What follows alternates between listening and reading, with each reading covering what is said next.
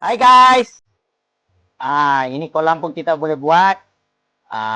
Ini tempat kita baru lepas jogging. Saya lepas jogging, saya mari duduk macam ini, kita enjoy dengan ikan. Oh.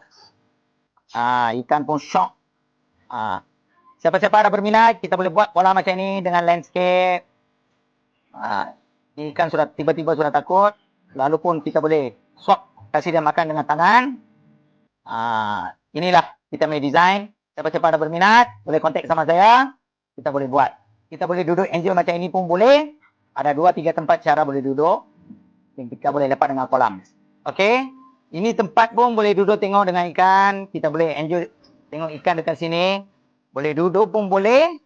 Kita letih, kita tidur pun boleh. Macam kita boleh lepak dekat sini. Ini buaya pun kita boleh buat. Ayo. Kita boleh duduk macam ini pun boleh.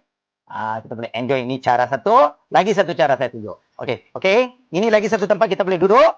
Saya nak buka kasut duduk sini. Tengok ikan. Saya baru buka kasut. Ini satu tempat kita boleh duduk enjoy dengan ikan. Okey.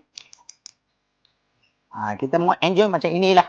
Kadang-kadang kita buat kolam. Tapi tak boleh enjoy dengan kolam. Okey. Lagi satu tempat. Kita boleh duduk dekat sini.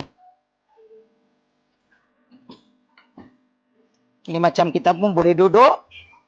Dengan boleh enjoy dengan ikan juga. Tapi ini tempat, banyak tempat boleh duduk sini enjoy. Lagi satu tempat. Okey. Ini tempat pun boleh duduk kita enjoy. Minum kopi pun dekat sini kita boleh enjoy dengan ikan juga. Jadi kita buat kolam.